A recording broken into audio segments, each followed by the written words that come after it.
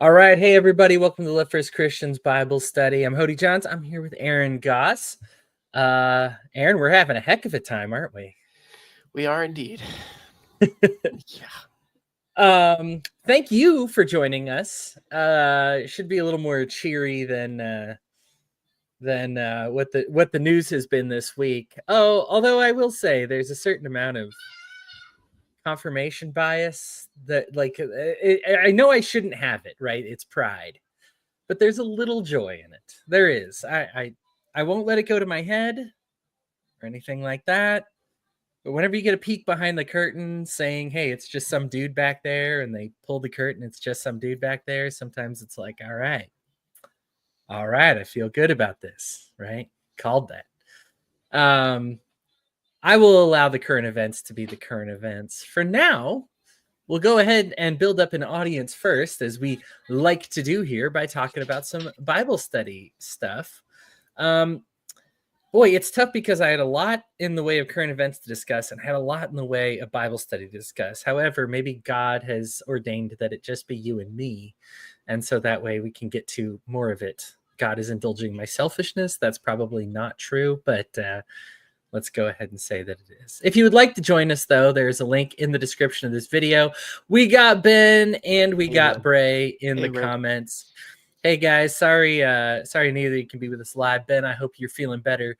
Bray took a picture of his hometown. He's got some fire. Is it Helene?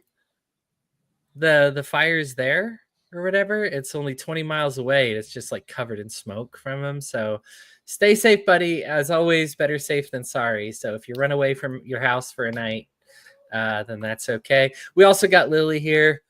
What up, Lily? I have been reading more of the Concordia, so we will have more to discuss next time we discuss. You're also welcome to come on live and talk about stuff. Aaron, let's start with you. You got usually more Bible stuff than me. So what did you have from the Bible to discuss this week? Well, I pulled out two things. So the first is the Luke version of the Jesus goes to Nazareth and preaches, and Luke has a lot more detail than we got in. I can't remember if it was Matthew or Mark. Yeah, and not the other one. This is only the first repetition of that story. Mm-hmm. It was excluded from either the Matthew or the Mark, whichever one was the other one. Yeah. But so in this one, we get more information. All I remember from the first time that we read it was that he went to Nazareth, and because he was the his congregation knew him as a kid, so they didn't have that much faith in him, and so he remarked that you never get that much respect out of the people that you grew up with or whatever, something to that effect. And that was basically the end of the story. But in this one, he compares himself to Elijah. And he has a story about how, I can't remember I usually write down the whole passage, but I was so stripped for time. I was it's okay. Summarizing it. But some of that is my fault.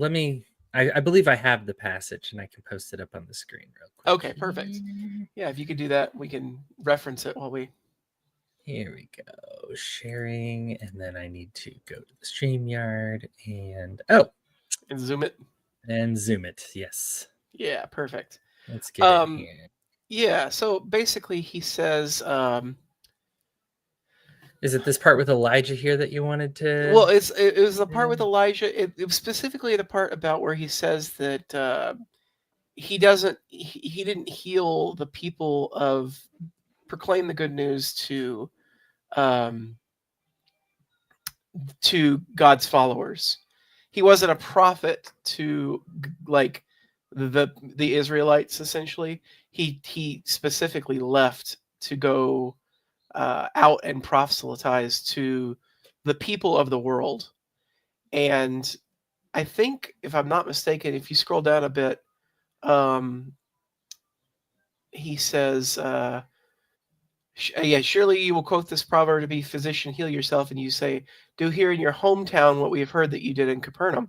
Truly I tell you, no prophet is accepted in his hometown. That's the kind of the recollection of what was already said. I assure you that there were many widows in Elijah's time, yet when the sky was shut for 3.5 years, there was a severe famine through the land. Yet Elijah was not sent to any of them, but to a widow in Zephyrath, or Zarephath. And there were many who had leprosy. Yeah, he went to Naaman the Syrian, and and then it says that the people got furious at this, and they drove him out of town, and Okay. he just walked through the crowds like completely safely. Well, first of all, I like the whole story. I feel like I understand the individual components of the story, but I don't understand the full picture of it, if that makes sense. Like Sure. you got Jesus returning to his hometown, and he's preaching to people who once preached to him. Like he's the disciple, was the disciple, now he's the master coming to the synagogue to preach to these people. And I don't understand how the story went from a general purpose, like general purpose prayer, and sermon and everything like that, to specifically, Jesus, why aren't you doing this for us? Like, what are you not doing? Why aren't you doing these services for us? And how Jesus responded with, we need to go out and preach to the world. My interpretation from that was that basically Jesus was saying, you don't, very similar to what he says later on to Levi. He's like, you don't heal the people who are already healthy, that sort of thing. But I don't understand why that would make the people of Nazareth furious, unless they were just like, Gentiles don't deserve to be brought into the fold. And like, if that's their argument, then that makes sense. But that it seemed like it was more than that. I think that last part is maybe all I took from it the most. I do think there is something about Christians who want to evangelize leaving their hometown. And it seems like this is, as Jesus is mentioning, that's kind of part of it, right? Like, I'm calling Jonah somewhere else. I called Jeremiah to a different tribe. I'm calling these people somewhere else. And there's like a good reason for that. One is that you don't got any of that hometown bias. You're the outsider. And I think when you are the outsider and you know that you're trying to preach a message, you naturally behave better. You're like, hey, I'm trying to ingratiate myself to these people so that they'll be open to my message. When it's people that you're familiar with, you can just be like, oh yeah, F this guy, F that guy, whatever, believe what I believe, whatever. And so I think there's a reason when the apostles themselves go out and go to places they don't speak the same language, they don't share the cultural traditions, that they have the most success outside of where they were raised in. And so that appears to be part of it. Now, the backlash here is something that we will end up seeing once again when we get to the book of Acts. We ended up reading Acts last year, but we'll read it, of course, again this year. But that the people are on board with the message, cheering the message, enjoying the message. And as soon as they say, and this is going to be for all people, that's when it's over, right? Like, they just can't handle this message being for everybody. And I guess that's the way I see it. I don't know that it's anything too in depth or detailed. He's just kind of talking about how it's like kind of like it's part of the Lord's plan that we're called away from our homes when we went to evangelize people. It's we read the Levites, right? They didn't give property. They weren't given property. They were told, yeah, you kind of have to ingratiate yourself with communities. Your tribe doesn't have land. You are called to disperse yourselves among everybody else. This is a pattern that Jesus and God want to see among Christians, that we take ourselves outside of our comfortable homes and put ourselves in other people's homes, walk in their shoes, and then our message comes off as a lot better. And it's not a message, unfortunately, that the Jews are ready to accept at this time. And I don't want to say the Jews as in all of them. In fact, we know the bulk of them actually do make the conversion. But of course, well, let's call them establishment, I guess. Yeah. Yeah. I only have political words for this because they're treating religion as though it were politics. But we see this again in Acts where they agree with the message, agree with the message, agree with the message. And as soon as it comes to foreigners being permitted to be part of the faith, that's when they can't handle it. They like being God's special people. We see this with John. They don't want anybody else to be special like that. That table of Abraham, Isaac, and Jacob is supposed to be their table, not to be shared with others. Now, this has already failed, by the way.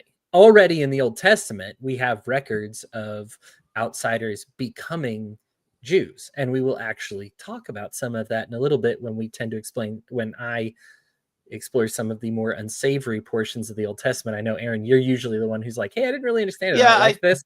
I stopped covering it once it got to the point where it was just like we were covering the same ground every single day with the same points, and sure, I was just like, I'll just skim over this.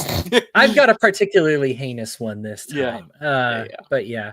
So I don't know that I have anything deeper than that for you for this. I apologize if you're going to look I for mean something. that kind of covered in the gaps of the places where I was a bit confused. Yeah, it's all good. All right. Bray says with the fires, it's up from Table Rock, South Carolina to Asheville, North Carolina. It's into Georgia. The debris from Helene is giving the fire so much fuel. There's 0% containment after a week and a half of all hands on. Bray, I didn't even know this fire was going on, and that just goes to show how scorching the news has been. The news has been wild. I wasn't even aware there was a fire going on. And 0% containment after a week and a half. It's funny that it goes on for a couple hours in LA and it's the tops, right? But all those bumpkins over on the southern East Coast there, it's like, just flyover territory. Whatever. South Carolina, North Carolina, Georgia. Who cares about those states? The caves. Lily says it's profound to say the Bible's for all nations. In Judaism, he's proposing the universal covenant. Yes, he is. And it is profound, and it is not something that it's like, as I mentioned, the Jews are not only permitted, but in some cases even commanded by God to allow foreigners to convert and become part of it. But they want it to be their special thing, their special nation. They don't want to share it. There's a lot of real world covenants for this, real world parallels for this, that we like this version of God. We don't care how unpopular it is, how wrong it is, how whatever it is. That's our special thing. And I don't care if the philosophy is bad, if the theology is bad, if the whatever, and we can turn Christ into kind of a form of idolatry. Unfortunately, we're worshiping a thing that doesn't actually exist. We're worshiping words on a page, but conveniently forgetting a lot of words on a page. And at that point, we're not really worshiping God. Nazareth is one of the oldest, Nazareth is one of the oldest, if not the oldest Jewish city. So it makes sense they're the most radicalized. I haven't thought of that, but that makes a lot of sense because we're in places in the Old Testament where we're reading a few and we're like, oh, he goes there in the New Testament. That's actually going to come up. And yeah, Nazareth being one of those establishments. So yeah, saying that they're like the most inundated on this being their culture makes a lot of sense. Okay, well, let's go ahead and get to, I got a nasty one for you. Yeah, let's go ahead and intersperse them. Yeah. Because mine is more of just a novelty. My other one that I have, I only have two things this week, and my other thing is like a novelty. So we got to, thankfully got to cover them in kind of the same week here, but a couple of genocides in the Old Testament. And it's not an exaggeration to say that at least the way it's written, it's a genocide. It talks about utter destruction. It says every man, every woman, every child. The first one against the Midianites, they're permitted to take the women as like plunder. The virgin women. The virgin women and like split them all up amongst themselves or whatever. Yeah. So this is obviously one of the most negative criticisms about the Bible, and for a very good reason. This is not positive. So I love the conclusion that we didn't come to a conclusion, I guess, per se, but some things that I went into this week. Yeah, human trafficking. There's no there's no good way to. Unfortunately, that's still in the news today, but yeah, we're still having a lot of problems. Fortunately, not on the scale of the Midians. Yeah, not on that scale. So there's two things that I want to note about this, and I provided a couple links within our Discord group. And thankfully they were really well sourced. A lot of times it goes like this, and I kind of had this feeling during the reading today when I was trying to get around the like anti-homosexual verses in the Bible. For a long time, I was just like, it's probably my rose-colored glasses. The Bible's probably anti-gay, but I desperately want it to be pro-gay, and so I'm going to try to read something into it, right?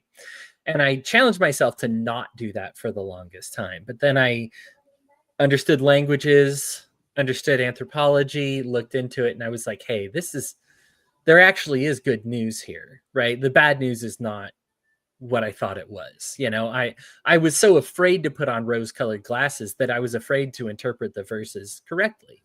And so this is kind of one of those similar situations. Now, what I'm going to say sounds like an excuse, but it's not. And so I'll just tell you that what the details revealed. One, these genocides did not occur. Now, that is comforting, not as Christians, because we want the Bible to be the infallible, perfect word of God, but it's certainly from a human perspective is comforting. The Jews did attack some of these places. They did attack military encampments. If you'll actually see, the kings they attacked specifically are like military leaders. And after destabilizing the military, then they live amongst those people. Now, it says every man, woman, and child was killed and all the women given as plunder. Yeah, it flatly didn't happen that way. There was an attack. The Israelites did not even come close to killing civilians. And in fact, in the Bible, as the research I showed, we will actually see mention of Midianites again. We will see mention of Canaanites again if we're talking about the genocide that occurs just a few days ago, I think in Deuteronomy. But we see and hear of these people again in the Bible itself, not just in like human history, but the Bible actually is like, and then, this Midianite guy, and we're like, I thought they were all supposed to be dead. So the word comes down to this term that's used for genocide is this term that's utter destruction. And this is a word that is also used in other places in the Bible that does not mean specifically just killing, although I should stress that it can mean killing. But it also refers to the death of a way of life or a culture or people. And this is, again, used in the Bible that way in a non-genocidal way. So what's happening is they are actually destroying the culture. Now, that may sound like an excuse, but as I mentioned, the Bible still mentions that that these people are alive. And it does mention that they are like continuing onward. We're not done with them in the terms of the scriptures, despite what the scriptures make it sound like here. And I will say the Talmud says about the Torah that the entire thing's purpose is for peace. I have a quote about it. And before I find that, I guess I'll turn the time over to you, Aaron, and your thoughts about it. But I do want to say that just from a historical standpoint, yeah, Ben says, I came to the same conclusion that the genocides did not occur. Yeah, this is something that Jewish scholars, rabbis, historians, anybody who does any work in this field will tell you they didn't occur at a factual level. I'm talking about it as like a theocratic level, because the Bible seems to want us to believe it occurred, right? Like show them exactly how it works when you destroy them and everything. Somebody's exaggerating here, obviously. Torah, we burned their villages, pilled their stores, and ran rapine through the people. The Hebrews, they burned a couple of fields and ran away a couple hundred years ago. Yeah, the reality doesn't seem to match what we're reading here. And the Bible is not, we're told that the Bible's in a separate, the truth is everything. And what we think the Bible says still has to be grounded in the truth. So regardless of if you think I'm just flavoring it up nicely, we can at least look at the facts and then try to be like, what is the Bible even trying to teach us about this genocide, though? Well, yeah, I was going to ask. That was that was going to be my question. Is if it didn't happen, then what was the purpose of transcribing it as though it did happen? Was it about bolstering Israel's mythological past for the people of the time? To like, was it kind of a nationalistic rallying cry that we exterminated an entire generation, or like an entire people? Yeah, it is. I don't like these passages. I don't get a lot out of them today. If I were to be honest, I think the best I can figure is that people will read it and kind of go, okay, their God is like really badass, and I don't want to get like totally annihilated over here. So look what their book says that they did to our people, and that's a really scary thing, and we don't want that to happen to us. I guess, but that only makes sense if you're not living within like traveling distance or like even trading distance of the Midianite people. Because like if they're still around and the Bible says that they were exterminated, then you're like, but I literally just traded salt with a Midianite like yesterday. You know? Oh yeah. Okay. So the people would have known that the term utter destruction, especially if you see them walking around, meant like their way of life. You're like talking about the cultural. Okay. Yeah. So the people would have been like, oh goodness, like their culture is dead now because their God is God. And so their culture is superior, right? Like not, whatever. I'm pretty sure that cultural destruction is a form of either genocide or specifically, I think, ethnic cleansing. Sure. I mean, we can argue that the genocide still occurred. Because, like, for instance, with the Canadians and the Native people in Canada, and the fact that like so many of them were shipped off to Canadian schools and like stripped of their culture and everything like that. That's considered to be like an ethnic cleansing event in Canadian history. Yeah, so I actually get this. I'm just now finding this out. I had a post about defending the Jews, and I think Twitter deleted it. That's unbelievable. I know that I know I used the word Torah in it specifically, and you know what? I got 0 responses or interactions with it. And I'm thinking this could have instantly been deleted. It's funny because it was actually defensive Judaism. I'm using all the words. Yeah, it's gone. Okay. Well, that's something new to find out about. Yeah, well, we can call it ethnocide. We can call it whatever. Here's the thing. If it is a cultural destruction, there is something to be said, and maybe culture is the wrong word. Aaron, you may have a better word for this than me, but when your culture is, well, and yeah, as Bray mentions, the cultures didn't even get destroyed. The Amalekites still sacrifice infants, is why Pharisees, Sadducees hated the valley of Gehenna. But that once again then calls into question if the Bible is even accurate. I'm trying to make the Bible accurate by saying this word got used wrong. But then if they didn't even do that, then it's not even wrong. So listen. It might be closer to it might be closer to Bray's example earlier of the burning a field and running away. Yeah, pretty much, right? Yeah. Like, yeah, and we're talking hot, like don't mess with us. And then we look at the history and it's like, what do you mean don't mess with you? You guys are still on the outskirts over there. So the culture that I think is being put to death, and this is addressed a little bit in the Bible when they read, in fact, some of the readings today, where it's like the generations coming after pay for your mistakes, right? Like when you are a deadbeat dad, who pays the price? Your kids, right? That suffering is generational, right? Like more people continue the cycle than break the cycle. That's unfortunate, but it's true. That's fortunate in the case of having good parents and stuff, but not fortunate in the case of bad parents. So if these people are living a military based culture where they pride themselves in conquering people and enslaving people, and taking all their grains in, centralizing these economies and giving a ton to the aristocrats and almost nothing to the people actually doing the work. I don't know if we want to call that a culture, but that's the thing that got put to death when it came to the Jews. And that is, we can even see as he's talking about the rules and just being like, hey, you're not to be like those foreigners there. You're called to take care of the foreigners. You're called to take care of the least of us. You have to have some rules in order so that you can treat people better. Like, I want to make sure there's no deviation from this. When you get a day off, everybody gets a day off, not just some people, right? Not just your people. Everybody gets a day off. So God is like kind of being like, this is the culture more than that. It's a little different than being like those people wear thatch, and I hate thatch. Dang it. So kill all those thatch wearing losers or whatever, like wearing a turban, right, would be a cultural thing.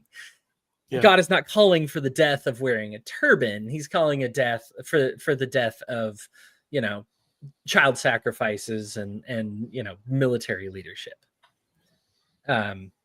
If I'm to be as kind as I possibly can. My unkind is that this is just wrong and the Jews used it as a cudgel over people and they really shouldn't have.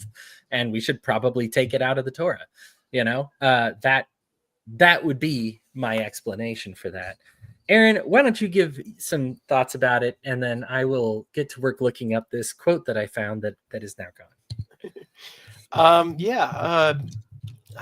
don't know if I have any more thoughts than what I already said, but let's see.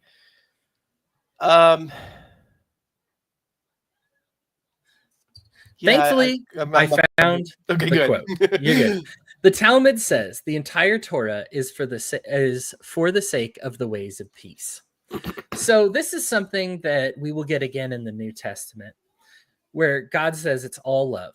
Everything's love, right? This is what it's all about. And as soon as it's not love, you can think you've got your bases covered through the law or scriptures or whatever, but it's not from God. That what comes from God is love. And so we are told explicitly that if we read violence into the Torah, that we're reading it wrong. And I really appreciate this because obviously the Bible is aware of itself. It's aware that you could read something bad into these paradoxes. Life's full of gray areas, and believe me, the Bible does not skimp on gray area problems, right? And so when we see these gray areas, we need to have a paradoxical verses sometimes, right? Like, what's the point of the Sabbath? We have multiple verses that seem to have conflicting interests. What's the heart of that? We need to kind of let the Holy Spirit guide us, but the Bible says, hey, listen, if you're having trouble with the Holy Spirit telling you what to do, peace, right? Love and peace are the points. So as soon as you draw a conclusion that say, I read this in the Bible, so it's time to be violent, or I read this in the Bible, so I get to be hateful, you botched it, right? Like, you botched the reading. It's like having the author tell you the point of the scriptures or the point of a book, right? Like failing an open book test. Correct. Like, okay, King Lear for Shakespeare, right? Or no, I can do better than that. Macbeth from Shakespeare. That the point that Shakespeare will tell you, the point of the book is equivocation is just as bad as a lie, right? And he'll tell you that, says it to your face. And then if you read King Lear and then you be like, well, some of these guys seem to get their way when they lie. Maybe Shakespeare's telling us that's okay. No, extra text has already told you the point of the book is that we shouldn't even be equivocating. That's just as bad as a lie, right? So funny side tangent about Macbeth. Yeah. In one of my D&D campaigns that I'm in right now, we had saved an entire city full of people from like an aberration threat, and the way we did it was we made a pact with Fae to like do basically super guest rights. Like, if Fae came to visit us at our town that we've established, we basically had to roll out the red carpet for them and give them the royal treatment, essentially. And they've come calling in the campaign, and so we've got to entertain this like group of Fae. And one of the things that we're doing right now to entertain said group of Fae is a play that is basically just Macbeth, but in a medieval style, like a D&D format. It's going to be pretty good, I'm sure.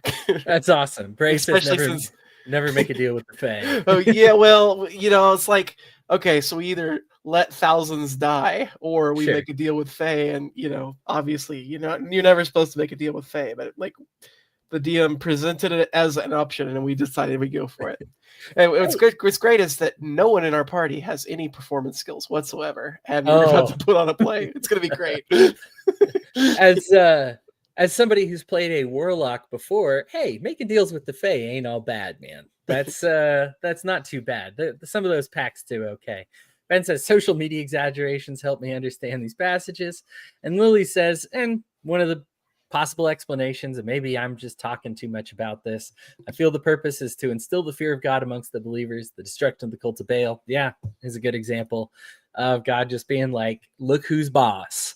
And God is saying, I am boss. And so if God says your way of life is over, then your way of life is over.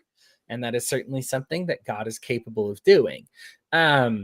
It's our job to read peace and love into it, I think, is the difficulty, right? When we see like this kind of fear tactic, we just talked last week how it's like, fear not, I bring you good tidings of great joy, right? I want that version of God, not that I dropped a gigantic fireball on 100 people and had a bear come out of the woods and maul 30 kids, yeah. We're trying to reconcile these things, and it's tough. I think I rest comfortably knowing that I may never understand it perfectly, even after doing all the research that we had done this week, but that because I have been told the purpose, that love and peace are the purpose, that I can comfortably say that anybody who thinks that like genocide's still okay in the scriptures, one, doesn't know what actually occurred. Thankfully, the genocide did not occur. But also, number two, did not understand the author's note at the beginning of the book, right? Like that's an important part to note.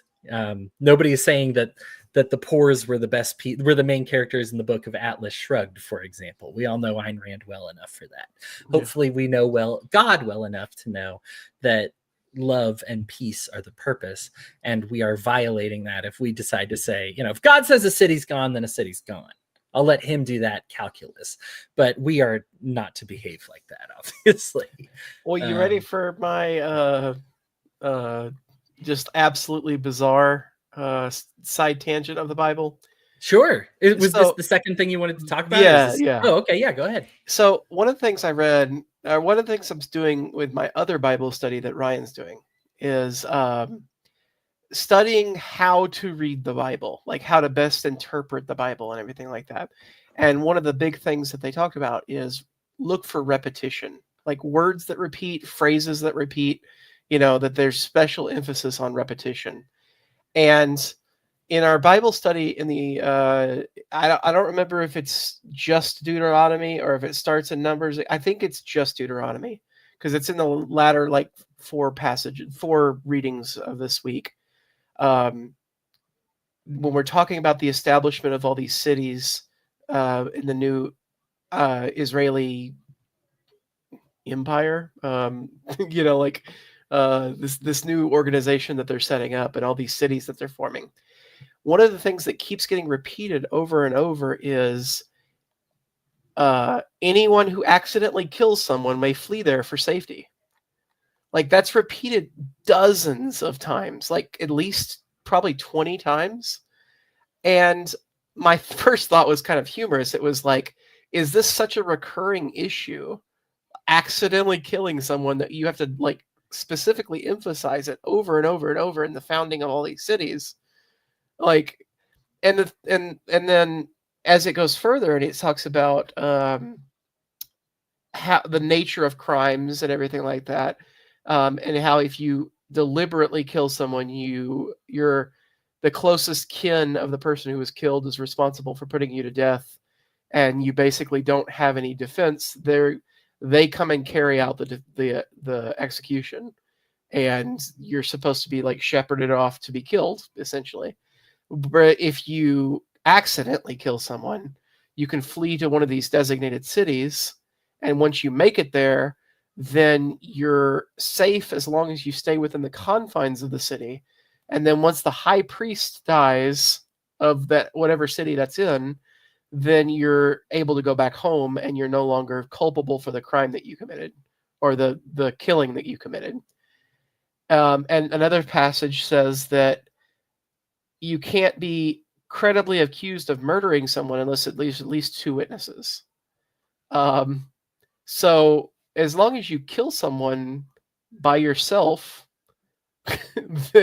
then you are able to get away with it, essentially, because unless there's multiple witnesses that saw you kill that person, you're scot-free and you can just make up a story and flee.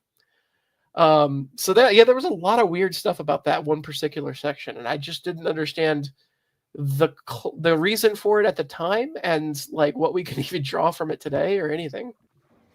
I've got at least something of a positive spin on a lot of these. That when we okay, God is down with the idea that he would rather that 100 guilty men go free than one innocent person be condemned, right? Like, so Yeah. If somebody gets one of his friends to lie about who killed who, then all of a sudden you're in trouble. And God's like, no, we're not going to do that. Like, there have to be like actual bystanders, right? Like actual witnesses. At the time, they don't have much forensic evidence. Now, I agree with you. If it's like nobody saw like the actual event, but I walked in there and hey, Dale is impaled by Brian's spear in his house, and Brian's out here bragging about it. Shouldn't we be able to do something about Brian? Right? Like a little bit. Yeah. Like I feel like something maybe happened there. But there is at least the idea that there is an attempt here at equity. There's an attempt here at fairness. There's an attempt here at justice, and an attempt to not over prosecute these things. This is revolutionary stuff, because the other kingdoms are just like, oh, if there's somebody we even have questions about, just lock them up for life or kill them, right? Like, or sell them into slavery or something, right? Like, we're not going to do that. And God's like, no, like, we're going to be a people that not only gives people second chances, but we're going to be a people that make people be honest. We're going to make sure that you are allowed to live your life so long as you're not hurting other people. And if other people try to hurt you with false accusations and rumors and gossip, that you're going to be somewhat protected from that. Does that mean some guilty people go free? Yes. But like, that's the side that God errs on. And it's a side that I actually agree with. I don't want to ever see innocent people punished. Yeah.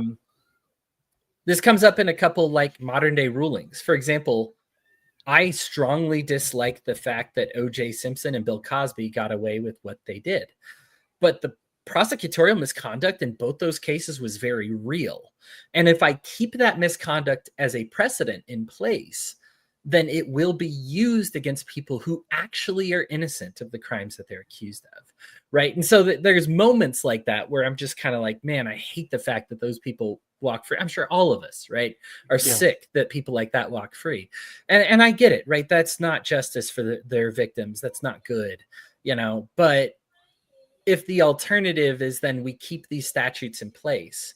I mean, prosecutorial misconduct, by the way, is the number one reasons juries reach errant verdicts. It's not that the juries didn't hear the data right. It's that the prosecution messed with the evidence, right? So this is still something that we need to focus on and think a lot about. And so it's not perfect, as you're noting, Aaron. You can Swiss cheese the heck out of this, right? Like it's certainly. And I think the trouble is when we have like God making rules, we want God to give us the perfect way. Right. But the Bible tells us that God's meeting us where we are and tugging us in the right direction. Right. Both in the Old and the New Testament. You're like, give us the final right. draft rather than the piecemeal. Yeah. Right. I want the end of Indiana Jones, like the crystal skulls where you just know too much and your brain explodes. That's what I would like for me. Right. I know everybody else hated that ending. That's the ending that I want there. Bray says, come to think of it, I have no idea what the involuntary manslaughter rate these days. So maybe it was and is still a recurring problem. That's a thinker by itself without the sanctuary cities and sacrificial priests. Yeah. Yeah, I was like, the thought that immediately came to mind as I was reading this. Okay, so like you're required to stay in this city within the confines of the city until the high priest dies. but that gives you an immediate incentive to make sure the high priest dies as soon as possible. Yeah, right. Right. Like if the high priest is like 82 years old, suddenly, I'm if he falls I'm down the looking stairs, the accidents happen. for my revenge story. You've already killed somebody once. Yeah, for those, we're getting a lot of people joining us now, and welcome everybody. But for those who are wondering what Aaron's referencing, there actually is a verse that's like, yeah, you're to be like locked up until the high priest comes or whatever, or dies, and then after the high priest dies, that we're all set free and we all start over again. So you're just like, or until the high priest he suspects you or whatever. It's freaking ridiculous. Yeah, we want God to give us what is perfect, but instead what he's doing is he's meeting us where we are and pulling us in a better direction. I am with Aaron, and I'm, for whatever it's worth, anybody who's listening, I still have the human desire to have God just give it to me perfect, give it to me straight. I know that God does what is right for us.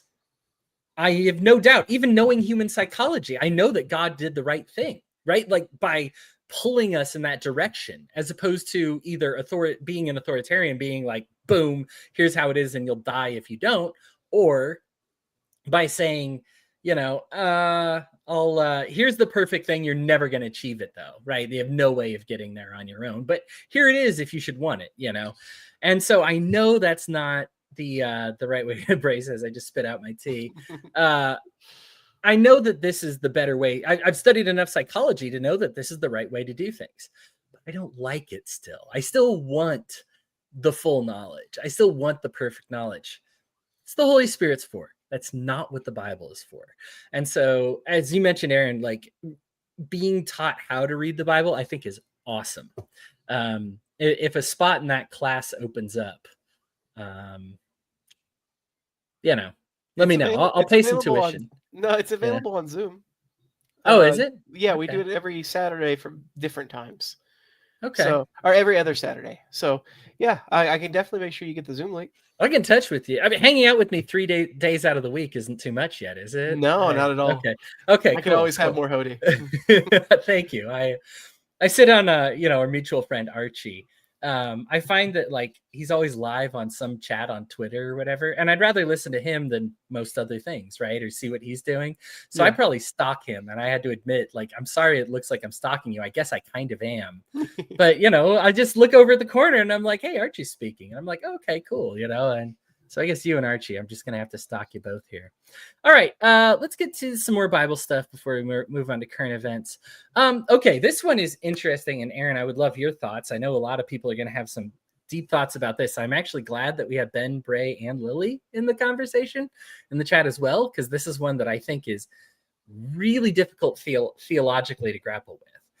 But Luke mentions with the lame man in that he heals, that he is actually forgiving his sins when he is healing him, or forgiving sin, I should say, in general, saying you are forgiven, take up your bed, walk, right? Like he's demonstrating that he has the power to forgive sins. Go ahead. Specifically, he forgives his sins, waits for the Pharisees to like raise a clamor, and then heals him from his lameness. Yeah. And he uses the healing as an example of, like, did you forget who you're dealing with? Right. There's a lot of implications from this passage. I think one of the ones that I would like to explore with the group is that Jesus is forgiving somebody's sins, and that forgiveness of sins is enabling them to walk. This is a deep insight as to what sin is, and something that I wanted to talk about because I feel that most Christians use this incorrectly. In fact, I am using it incorrectly right now because we tend to, and not that it can't be a noun, it can be a noun, but generally it's a state. And I guess a state is kind of a noun, but it's more of a sin literally means to miss. It's actually a shortened form of I think the full word is to miss the mark in Hebrew, but it just means that something is absent, right?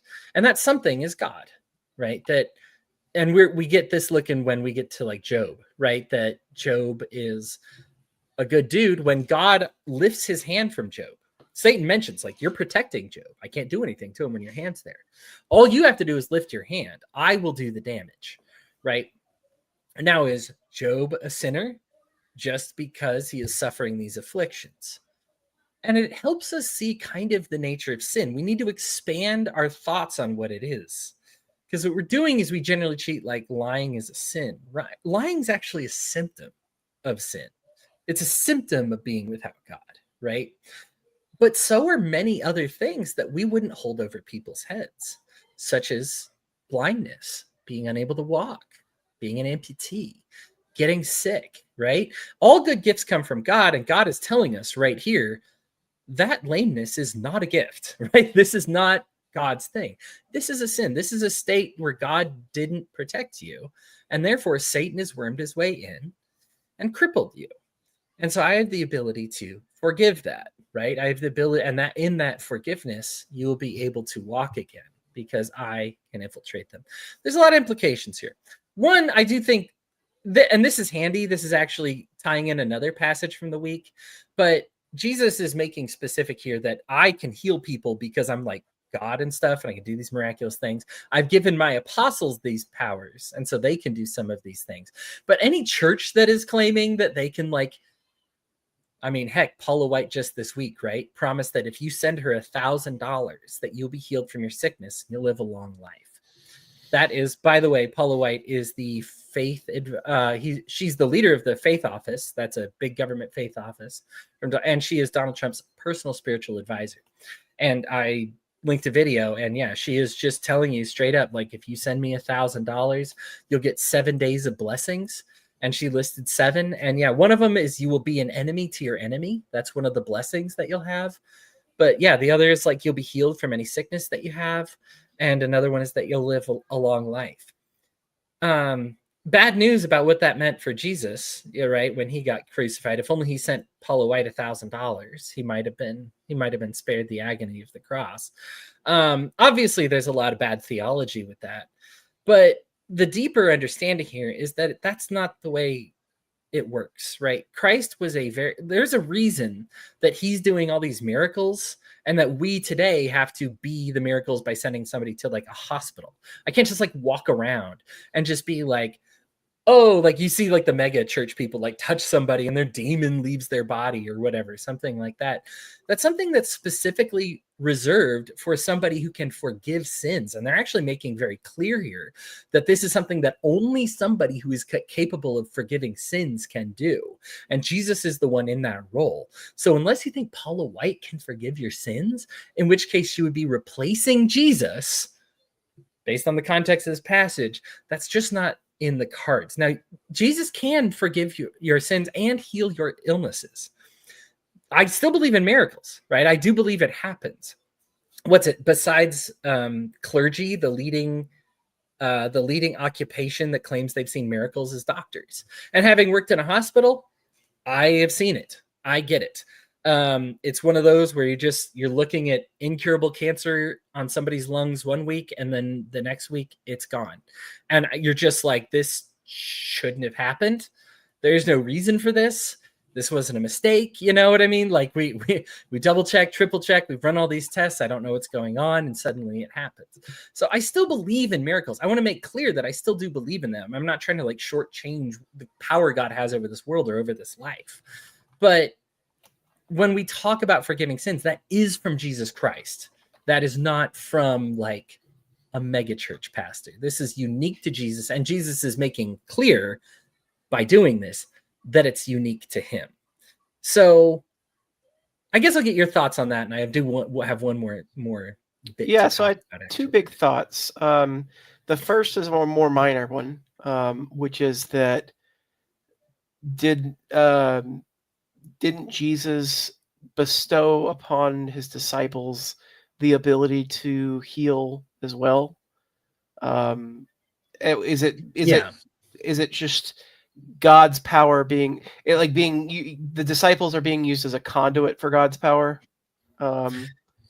Specifically Christ's power. Yeah.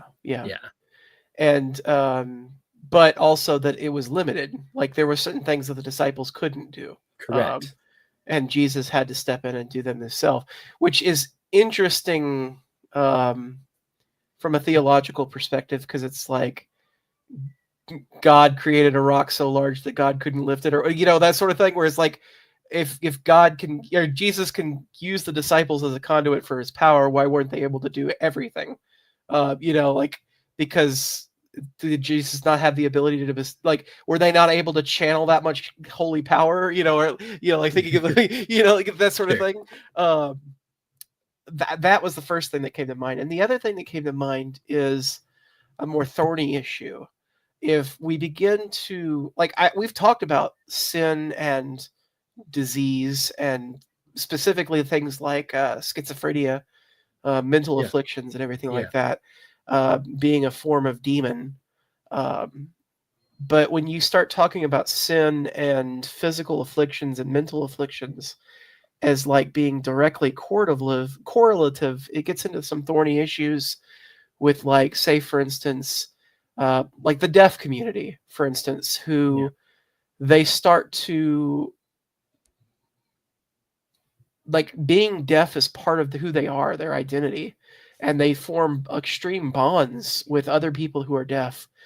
Um, and if it's considered to be a sin, and let's say that Jesus was here today and was curing people, there might be a lot of people who are deaf that don't want to be healed.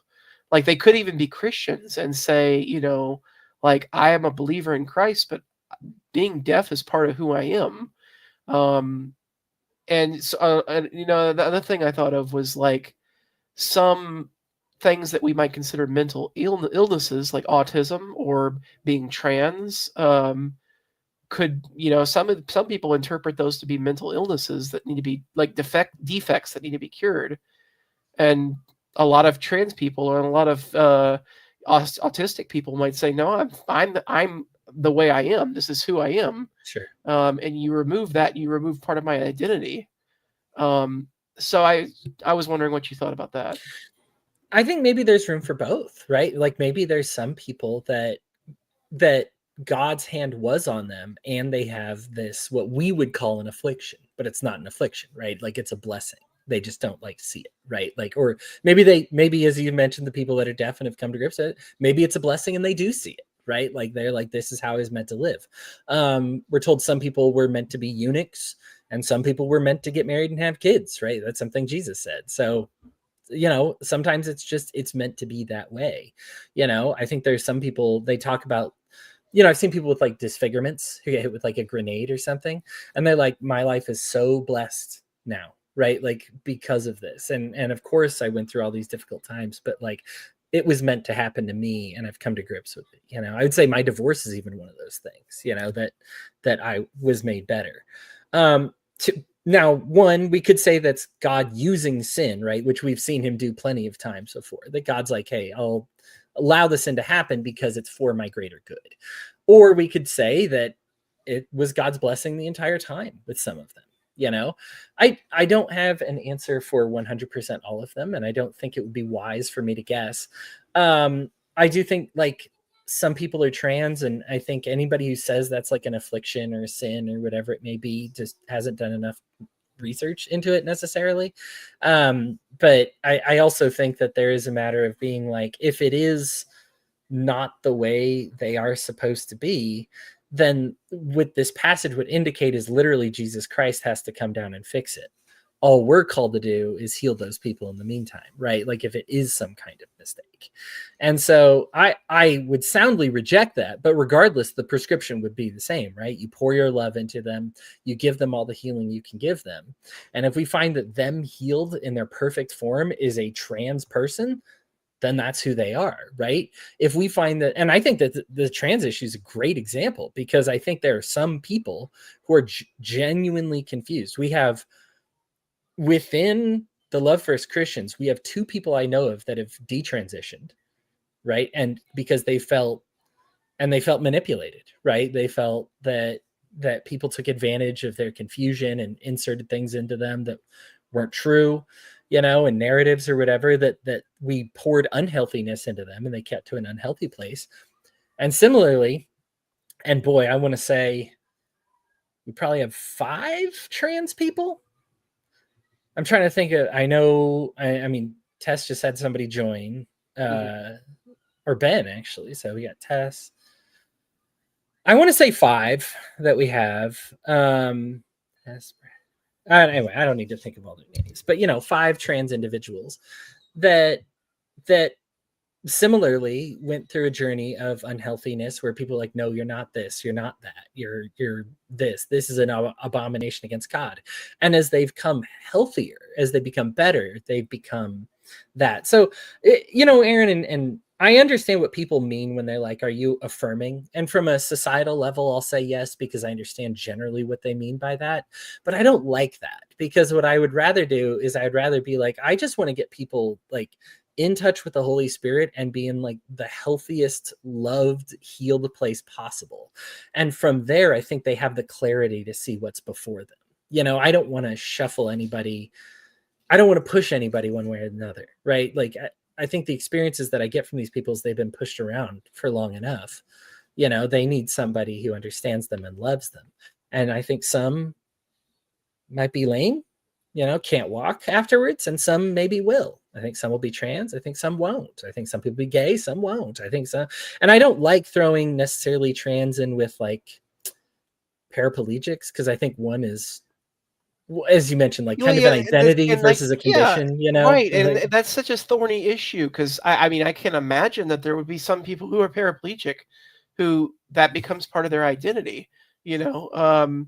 But like, and then there's some people. I'm sure there's some people out here who are like, anorexia is part of my identity, but it's harder to empathize with that because we consider anorexia to be like an entirely negative condition. Like nobody would want like in my head, nobody would willingly be afflicted with anorexia or schizophrenia or something like that. But I'm sure there's people out there that can like, it's part of who I am, and I wouldn't want to lose it.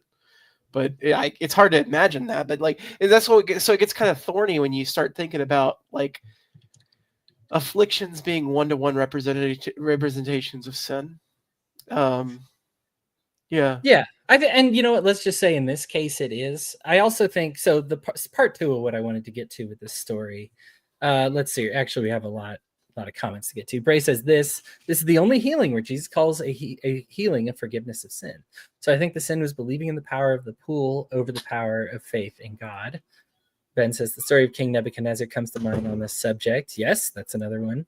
Ben says, is it possibly the man did something, or is the sin that he didn't believe in God being able to heal him?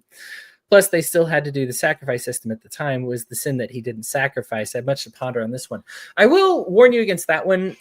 Part of the issue that we find in Job is that people are trying to find how you messed up.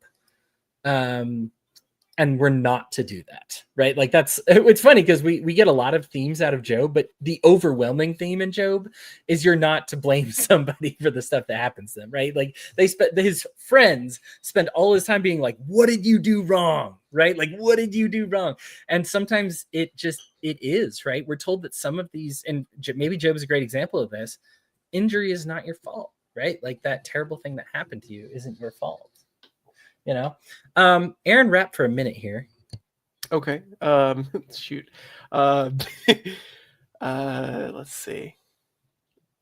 Well, shoot. I wish I had the ability to look at comments and talk to y'all, but yeah, no, I almost really wish that Ben was here today, like in person, because I'm sure he'd have a way to riff with y'all to the point where you could free up the time, because I am not spontaneously good at that sort of thing. If I don't have something like already on my head. But yeah, no, that's kind of the position that I was running at. Oh, go ahead, Cody. You're back. What was it? Were you talking about? Was it not? Oh, yeah, no, that's kind of the position that I was just going to reiterate, with the position that I came to, where I was puzzling over the idea of afflictions being manifestations of sin. Yeah, it's It's a toughie. It's a toughie. I will say I like this passage because I do think that we need to think of sin more often as the state. And this is the second point that I wanted to make on it. We should have compassion on sinners. Because if God willed it, we would just not sin. Right? God never sends us down to this earth and we never sin. And so we should be understanding of that and understanding that state that people are in. We almost all of us have sympathy on somebody who is in a wheelchair or somebody who has lost a leg or somebody who is burned, right? Do we have that same sympathy for somebody who struggles to tell the truth, struggles to keep commitments, struggles to take care of their family, struggles with this, that, or the other, right? Like, what are the various issues we have that we don't have compassionate people on, that we're told, we do have to love the sinner always, if there is a Bible and a sinner in a room, then the sinner is the most holy thing in the room, and that's something that we kind of have to come to grips with, that like we need to regard these people as loved, and they just have a state that is kind of problematic, and let God take care of it, do what we can. So that said, we're at an hour in, and I have other things that I wrote, but I think all of them that I wrote are pretty basic. I kind of just like a lot of what we read. I'm really loving the Gospel of Luke. I like that he decides to give us more details. Luke is my favorite gospel, I think. I can't remember John well enough to remember if I like it better, but Matthew and Mark just don't do it for me on the same way that Luke does. Yeah, Luke, he chose to write about maybe a little less, but chose to go into like further detail about a lot of it. I feel bad skipping some of these because they're like huge, but I think everybody knows this stuff. Like the good fruit only comes from good roots, good trees, there's so much here that's positive, but it's already kind of covered. There's not really a lot of controversy. There's not really a lot of discussion. But Luke is really good. I do like that the Sabbath was created for man's benefit, right? And not the man for the Sabbath. And then Jesus said the Son of Man is Lord even over the Sabbath. That God is above the law, not beneath the law, right? That love and doing good are above the law. The law is subject to doing those good things. The law is not the thing that makes us do those good things. Bray says, I only use this as a possible example of improper faith because other healings of illnesses are called healings of realities in Greek otherwise. Interesting. Healing. Let me forgive your reality, heal your reality. And maybe because this is uncommon, in the passages, maybe this is just kind of a passage where we're not actually forgiving sin. I tend to think of it that way, but I would accept that maybe it's like a misinterpretation and we're not actually forgiving somebody's sin. Anyway, let's go ahead and get to the current events. Aaron, I imagine you and I have some similar ones here. Is there a current event on your mind that you'd like? I didn't bring anything specific. Okay.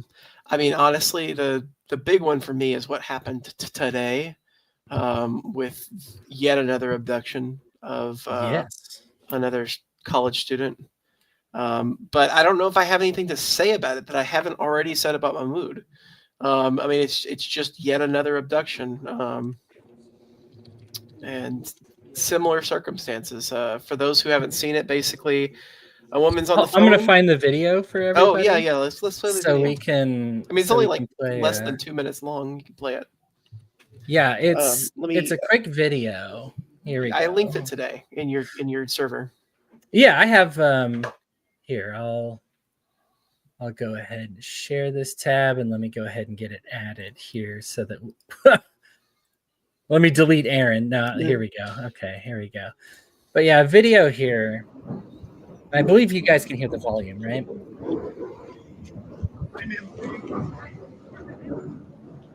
So it's in this lower left, what you're seeing here. Surveillance video shows a graduate student at Tufts University near Boston being taken into custody by federal agents, according to the student's attorney. Rumeysa Öztürk, a Turkish national, was arrested near her apartment close to the university's Somerville campus. Where the police? Yeah, you don't look like it. Why are you I hiding? was just gonna say that announcement of where the police happens at the 35-second mark Yeah. after she's confronted. So that's And Okay. as you mentioned elsewhere, it's like people are walking up asking, like, I'm thinking there's a mugging going on, because that's Right. what it looks like, more of a mugging than it does an arrest. the first thing he does is take her cell phone, right? He grabs Yeah. her wrists and takes her cell phone, right? Yeah. And like it's clear that getting the cell phone away from her is Well, huge priority, right? and I'm sorry to keep interrupting the video. That's but, okay. like, I mean, really, from here, she just gets hauled off in cuffs. yeah. There's not much else to watch at this point, but I think that what's really notable to me is that the cops are extremely aware of how evil what they're doing is, and that's the reason why they're dressing the way they are. They don't want to have badges out because they don't want to be identified. They have their faces practically in ski masks because they don't want to be identified as the perpetrators of this, because they don't want to have any blowback, because they know what they're doing is evil. And they know that if they get positively identified as one of the individuals that's doing it, they're going to face retaliation from the community that they're living in. And so they want to coast by with anonymity. But I think anonymity is like antithetical to being a good police officer. I don't Right. think that you should be able to anonymously perform your role if your role is just. Yeah, they are. I'm trying to find a site for it right now, but there's the fact that people are not are allowed to do this anonymously. There's no rights being read. You'll see there's no charges being read at this stage. They're simply explaining that they're police officers, but they're not. There's no charges read at this scene. There's no charges to be read because there's no crime being committed. The reason that she was arrested was that she wrote an op-ed last year, calling for the university that she attends to join the BDS movement, the Boycott, Divest, Sanction movement. Perfectly legal use of free speech, and she is a legal resident and here on a visa. And Trump has, determined that she's going to have her visa revoked. And she's going to be deported, which, of course, that flies in the face of already existing precedent with the court systems. But we'll see who ends up winning. I mean, she'll probably be held in limbo in El Salvador or something like that until they work it through the court system. Yeah, it's you and I have talked about this before, but people have been reading and sharing their experiences, those who have actually been let go, because thankfully the public outcry was enough to be like, this person didn't do anything wrong, or this person was mistakenly taken, or whatever it may be. And everybody has said it feels like a kidnapping. Everybody has said, like, there's no phone calls, there's no due process happening. I saw a post this week, and this is mind-blowing to think about, but that we treated actual Nazis in the United States, people who actually helped the Nazis and had German citizenship, we treated them better than we're currently treating these immigrants. And it's just factually true, because those people got due process. Mm-hmm. Those people got investigations. Those people got treated well. They got a lawyer. They got, they had their rights documented. They were processed. Of course, I'm not going to say that the punishments we levied to them were wonderful or anything like that. They're obviously still Nazis. But the accusation of being a Nazi in America gives you, I guess, more rights than the accusation of being an illegal immigrant in America right now, or being a legal immigrant but siding with a terrorist organization, right? Just saying free Palestine.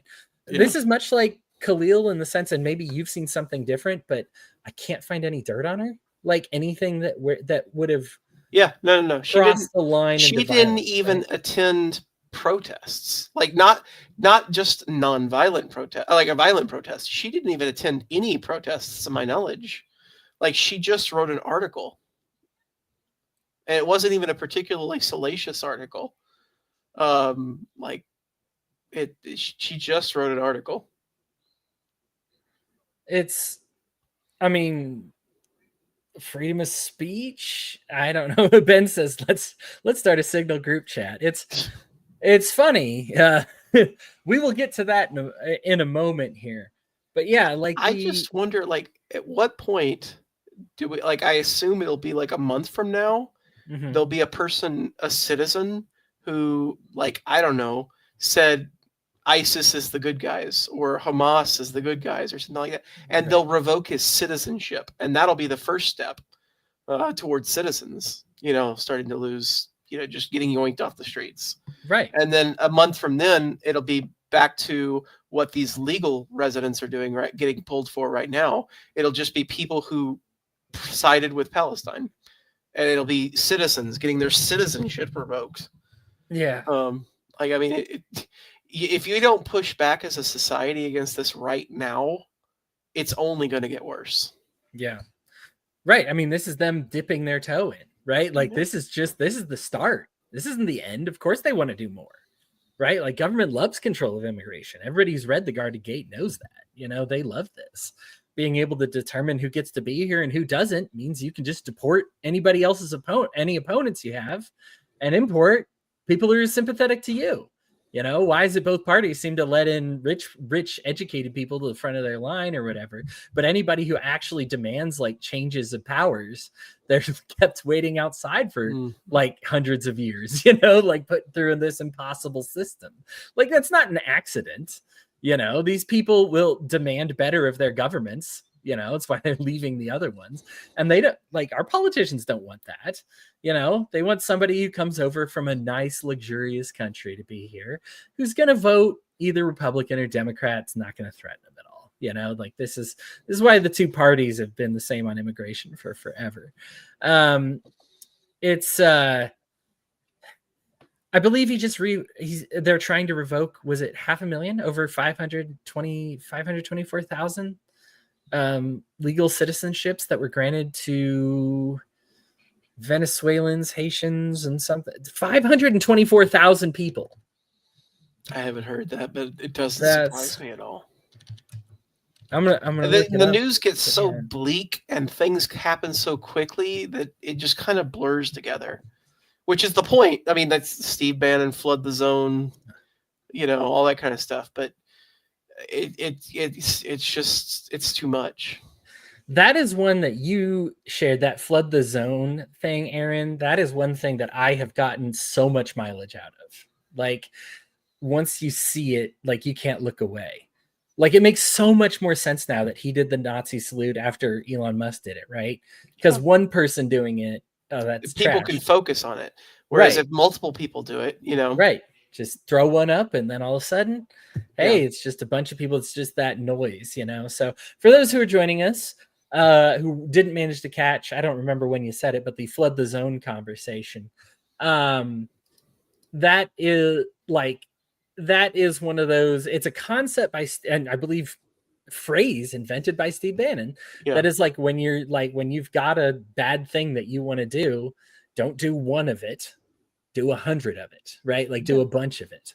And then that way it's hard to focus on any one thing. It just all becomes white noise to people, And so I hear they're being crappy to immigrants. It's a concept specifically built to demoralize the public.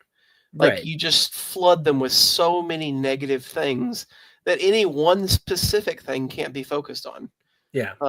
There's, like, who's talking about Mahmoud Khalil today? Yeah. Like, nobody's talking about it. That was 2 weeks ago's news. Yep. Like. Yeah. And now, I mean, here we go. To end legal status of 500,000 migrants from Cuba, Haiti, Nicaragua, and Venezuela. These are legal. They have legal status. They are allowed to be here, right? And then this is a notice posted by the Department of Homeland Security. I believe it's sharing it right now. Termination of parole processes for Cubans, Haitians, Nicaraguans, and Venezuelans. Now, for those who see parole and think that's like a criminal thing, that is not what that is. It's it's what Biden got accused of flying immigrants in for those who remember this. He never did. But what happens is you actually have to pay for the flight and everything, but it's that process of you getting over here. however you get over there. I don't understand. Why would they fly? I mean, Biden had open borders, if you remember right. Right, they could just walk right in.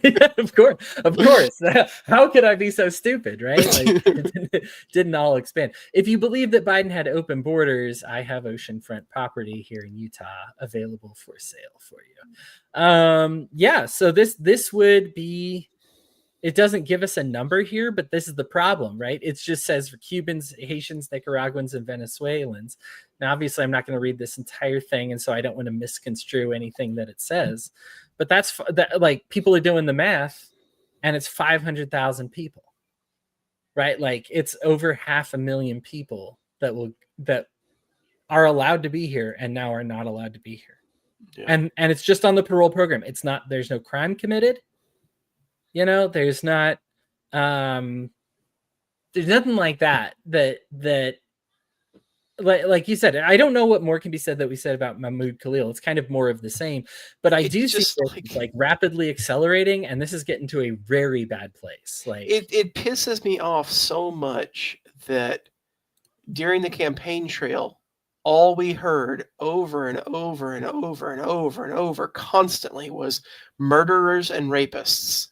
That's who's going to be targeted, murderers and rapists. Yep. And then the second that he took power and immediately started hitting everyone, like all illegal immigrants, and then immediately started hitting legal immigrants too for things like thought crimes that he didn't like. And what pisses me off even worse is that all of his sycophants, they just beat that drum of murderers and rapists all throughout the campaign trail. And then the moment Trump started acting on legal immigrants and illegal immigrants who had committed no crimes and they immediately just flipped the switch. And it was like, this was the plan all along. I don't understand how you didn't see it. Meanwhile, on the campaign trail, they're gaslighting us with, he's just going to go after the illegal, like the murderers and the rapists. I don't understand. Are you a murderer or rapist lover? Like, why would you even care about this sort of thing? The cognitive dissonance and the fact that they just don't recognize it at all. Yeah, he did talk about, like, and I posted about this, that he talked about deporting legal citizens. But as you said, Aaron, like these were people that were supposed to be scumbags, right? Like these were supposed to be the worst of the worst, terrible people. Instead, the two examples that we've given so far is one is just somebody who posted a Free Palestine article, and somebody else, and 500,000 other people that have done nothing wrong. Right, like these people are not.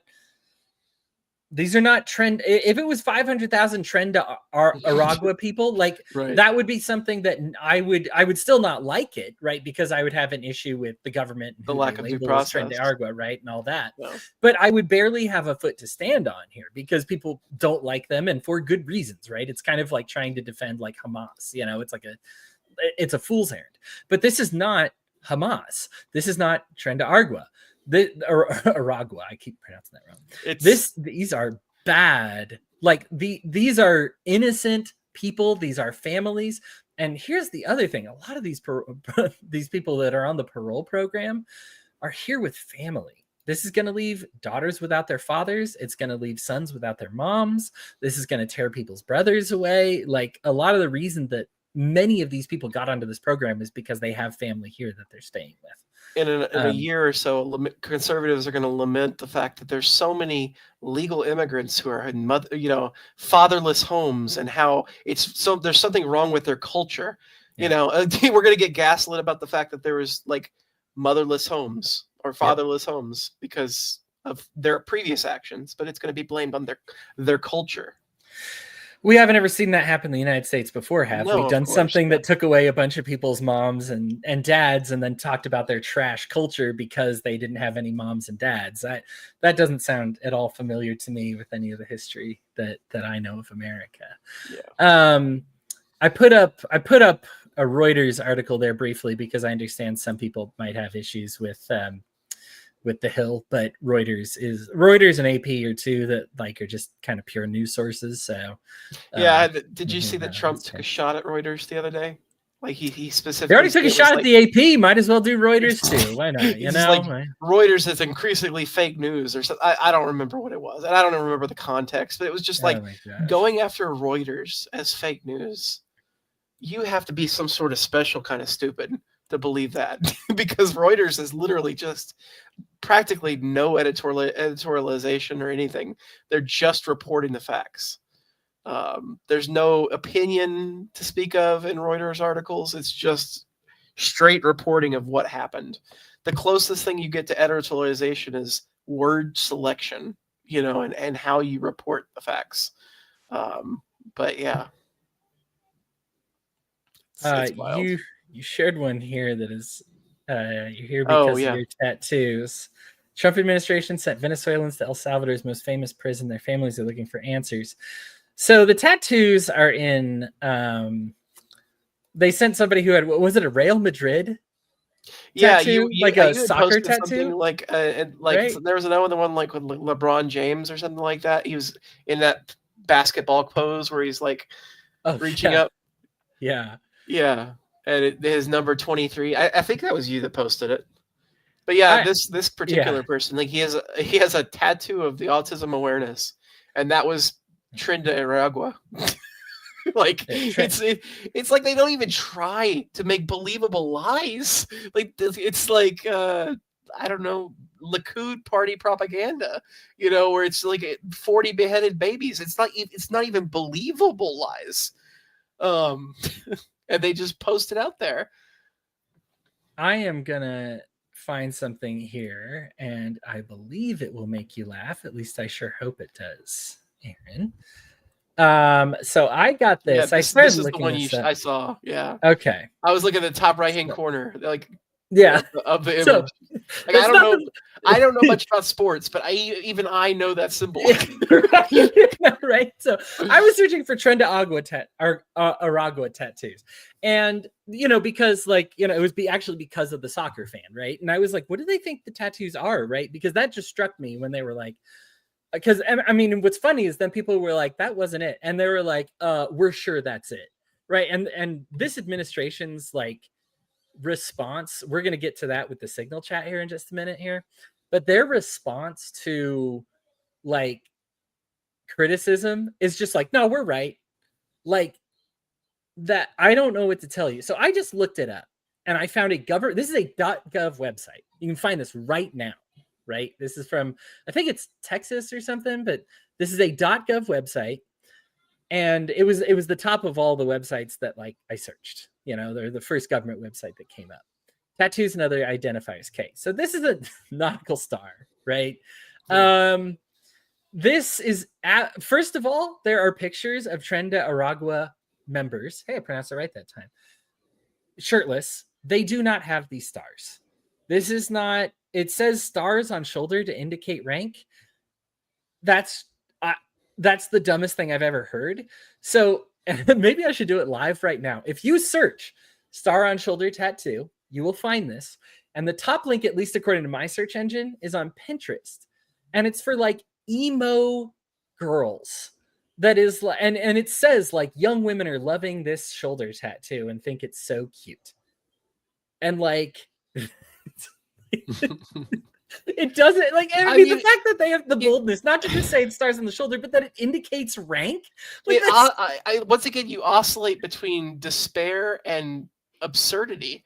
Like it's just because you think about the fact that hundreds of thousands of people are having their lives upended over this complete nonsense, and yet it's also so fucking funny.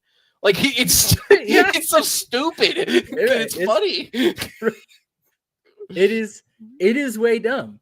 There are two things on this list they don't even have a picture of: dice and grenades. None there.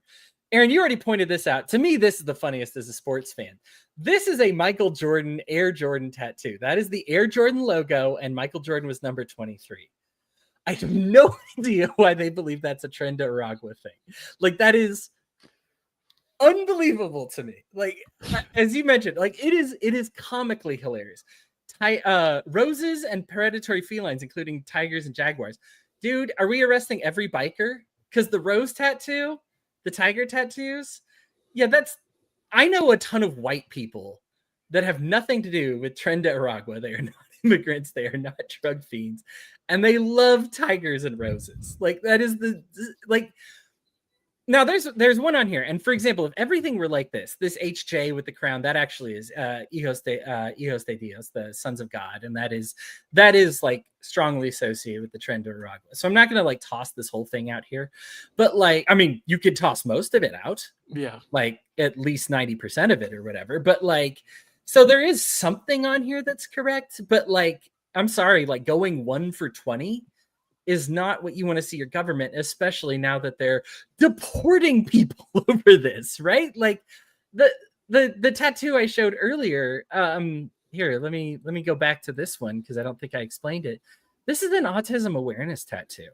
That is his brother's name on an autism awareness tattoo. Like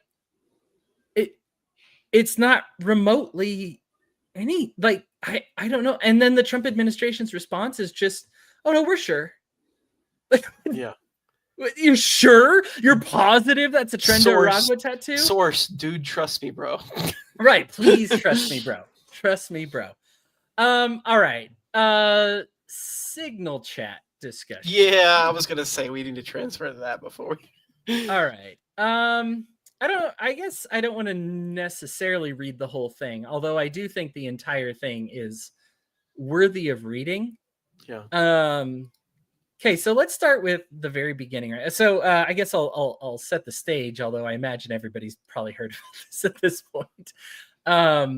We have there was a signal chat discussion with started by Michael Waltz, who is the head of national security, and it included Pete Hegseth, who's of course the Secretary of Defense, and they added it to talk about coordination against the Houthis over the next 72 hours. JD Vance So, there. There's a bunch of people here. JD Vance, Tulsi Gabbard is right here. I'll get to her in a minute. She lied under oath in a really bad, serious way, and then tried to take it back in perhaps the dumbest defense that nobody believes I've ever heard, but because people don't want to.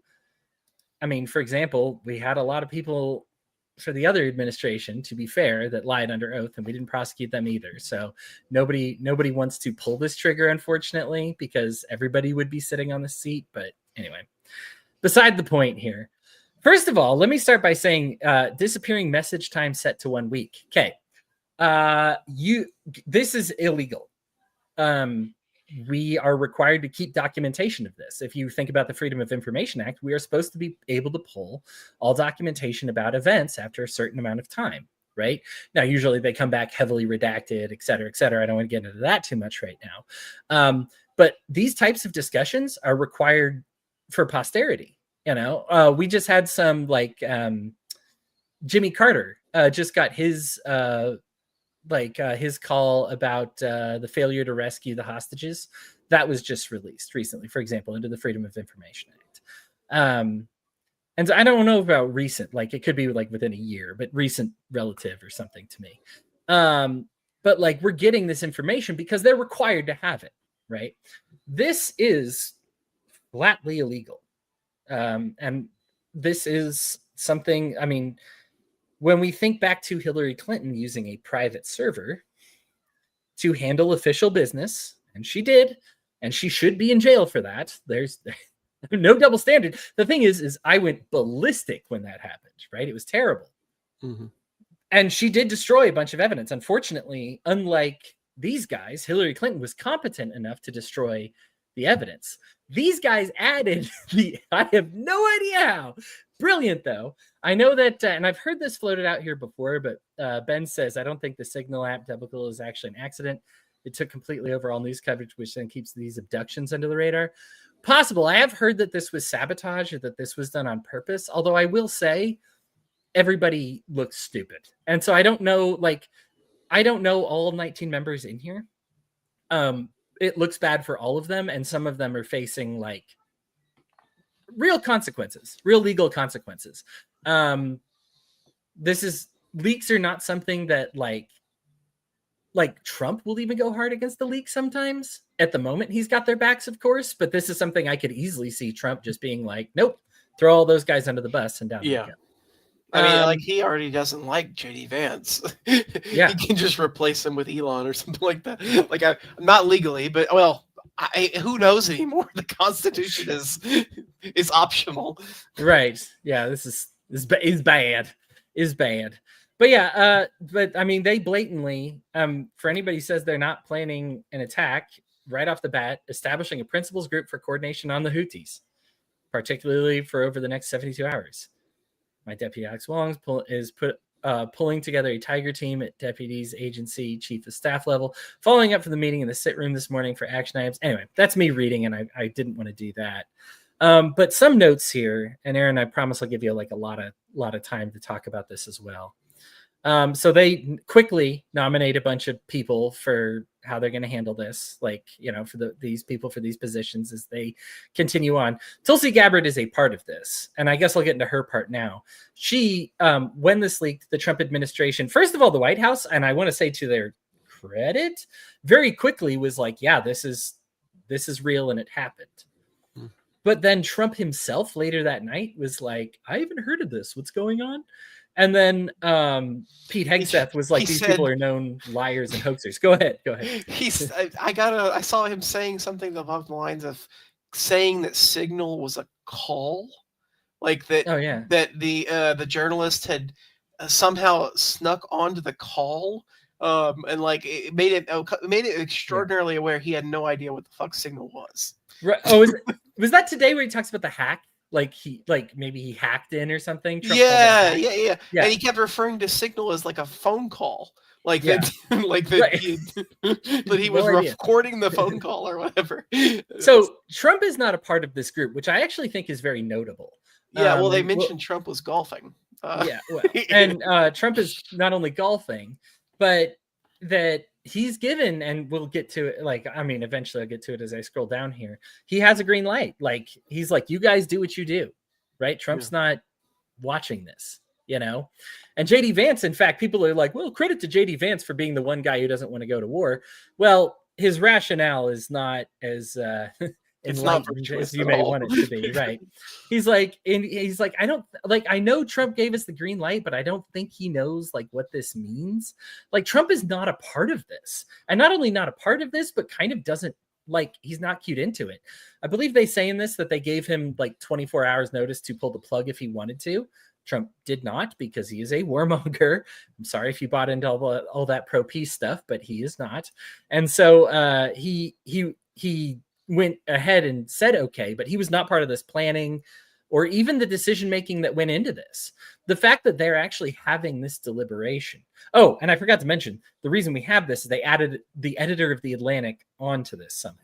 Michael Waltz has taken credit for it. I assume that's probably accurate, that he added this person mistakenly. You'll notice that some of these people are their initials, and I believe the Atlantic editor has the same initials as somebody else from the Department of Defense. From what I heard, if I'm remembering correctly, he had saved the reporter's name in his phone just by his initials. Yeah. And then he went to go add the person that he thought he was adding and added the reporter instead, because he had him saved just under the initials, and the initials were the same as the person he was intending to add. So you could tell that's the level of security that we're dealing with. Yeah. Yeah. One of my biggest takeaways from this, and I've seen you share this too, Aaron, and it's funny because I shared it as well. But that one of the biggest takeaways from this is these are not geniuses behind the scenes. These are not people operating with like information that's too sensitive for you to understand. You know, like, in fact, the slide that I'm on right now explains why they're deciding to do this. That there's a trade route here. Only 3% of the trade that goes through the Suez is in the US. 40% of it is European. And there's a risk of it because, you know, the Houthis in Yemen could theoretically attack, right? Like these trade routes. And so, and they've committed piracy before, so, you know, it's happened. But the idea is that, like, they're kind of being like, do we want to help Europe? JD Vance's point here is that he's willing to take a 3% hit on his trade if Europe's taking 40%. Yeah.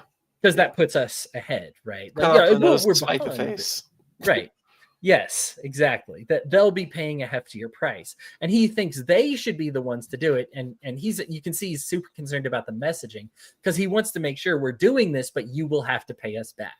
Right. Which at the moment, with how America has botched all our friendships, we're not really in a position to do that. People are already divesting from the United States into other countries. It's happening slowly. People that were like, hey, we usually get 40% of this from the United States have been like, maybe we'll do 30%. Maybe we'll do 25%, and slowly scaling that back. That's obviously not the direction we want to go in, It's outside the scope of this conversation, but I'm to the point now where I think that the world as a whole should turn its back on the United States and starve us out for 4 years. Like that would be the best thing for the world as a whole. Just we Yeah, would just have to completely turn our change backs a on the lot, US. and those changes would be good. Yeah. We'd have to change Yeah. it, because our prices would skyrocket if the entire world essentially sanctioned us, except for the states that were formerly our enemies but are our allies under Trump, like Russia or whatever. Yeah. Yeah. So one of the worries they have, I love that he says this, right? One of the worries it has is, one, this leaks. Oops. Right, like this. Yep. Guess so, right? That would be one of the worries, right? That would be a problem, right, if this leaks. Or two, Israel takes action first, or Gaza ceasefire falls apart, and the Gaza ceasefire, did indeed fall apart. Both of them. Because Israel couldn't stop bombing. The ceasefire didn't mean anything to them. Right. The idea was that we do this and come out like making things looking good over there. Instead, now Israel is the obvious aggressor over there. And we wanted to do this first. That way we could kind of be like, take some of that blame from Israel by them a lot of it, Yeah. And we don't get to start this on our own terms. He says we can manage both, and boy, well, I guess we'll find out if they can, but yeah. He even says like the messaging is a part of this. Like, I think it's wild that they're making this like military decision and talking about how to message it. Like, if it's the right thing to do, it's the right thing to do. Right. You know? They talk him down. He says, I'll concede if everybody else wants to go. They all want to go. By the way, everybody who said Tulsi Gabbard was anti-war, she is in this chat and elects to continue. So she is one of the pro-war votes. JD Vance was the only one who kind of had a hiccup about it. And even like I said, it wasn't all that. It wasn't the concern about anything positive here. So let's see here. So yeah, he hates bailing out Europe again. Let's see here. Hate European freeloading, right? So we're blowing up Yemen because of Europe, right? Because they're freeloaders. Yeah, this is smart. So this is kind of the one that's going around the most, and it's just like the exact times that they are going to launch missiles, the types of missiles they're going to launch, the targets that they are going to hit. Well, did you know that like in the last couple of days, Pete Hegseth has come out and denied the leaks, despite the fact that the government's already like, the fact that the government was already like forthcoming, like, yeah, this was leaking, and yes, this was sensitive information and everything like that. Pete Hegseth is like denying reality entirely, and I've seen so many conservatives just repost his information as though it's legitimate. Just basically saying, yeah, that reporter never even like had anything of significance anyway. And the reality was, the reporter that did this, like, this is a good part right here. We'll get to this in just a second. Yeah. The reporter only leaked the non-classified information. So all we're seeing is the non-classified stuff. There was so much classified that they did the journalistic good practices of not leaking it, because, like, for instance, I put in your Discord server an annotated version of the same chat where basically the New York Times had commentary alongside the texts to put them in context. And one of the things that was mentioned was that, like, say for instance, when a CIA director's name was put in the text, for instance, the Atlantic specifically censored his name because the CIA likes to keep all of their operatives anonymous.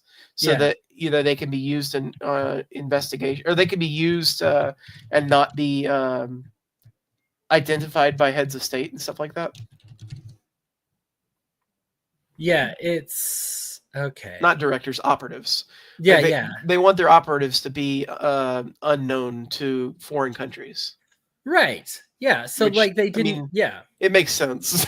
He was being really responsible, and to say, hey, this is a real story, I have to report it, but I'm not trying to like. It's like saying you robbed a bank, and then you're like, no, we didn't, and then it's like, okay, I'm going to show you one clip, and here's a clip of you before you enter the bank, and you still have the gall, as Heg said, to be like, nuh-uh. Like, you've got it. Yeah, you've got that picture, but nuh-uh, it didn't happen. They're like, do you want me to play the whole video? Like, me having this part proves that I have the video. Are you stupid? Like, like if he is able to produce that screenshot, the jig is up. He's got the rest. Right? I think he was hoping that Signal would delete it or something like that, because you'll see that Signal actually, the chat goes from being deleted here. Let me go back to oh, did I overwrite it? Okay, so I do like this, that we get some explanations here, and it's actually good timing to flip over to this one, because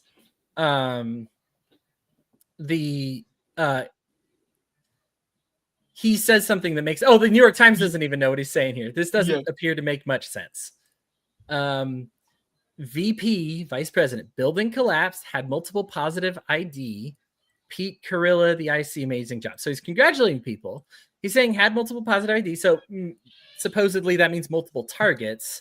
I think he's trying to talk to JD Vance. So he's saying like, hey, VP, a building collapse. Like this makes no sense. So we're to the part here, which is really bad. Well, I think is the worst part of that. And it's already bad, but I think this is the worst part. So typing too fast, the first target, their top missile guy. Again, we have to take these people's word for it. I don't trust them at all.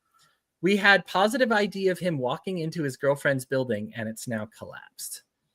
To which JD Vance, and to me, this is where things get really ghoulish. JD Vance says, excellent. John Ratcliffe says, a good start.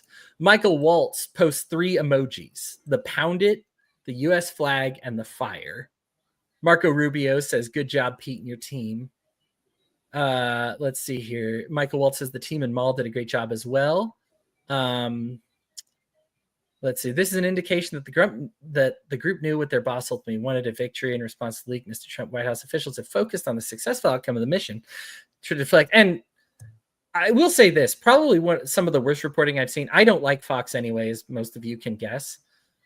Fox went out and said like one of their dudes was like, there were no civilian casualties. Yeah. That you literally named a civilian casualty in this. His girlfriend at the least. But the entire apartment complex went down. And we have information out of there that many civilians died. Yeah, dozens of civilians died. And I saw a conservative defending it earlier today with the idea that, well, if a top missile guy was in that building, then clearly everybody else would have known that he was there. And I'm like, okay, so first of all, the only information that we have is based off these incompetent losers. So that we're taking their word at face value, which is already a dubious proposition. Secondly, it's his girlfriend, not his wife or something like that. He probably didn't live there. He probably wasn't a regular. So they would have had no moral culpability.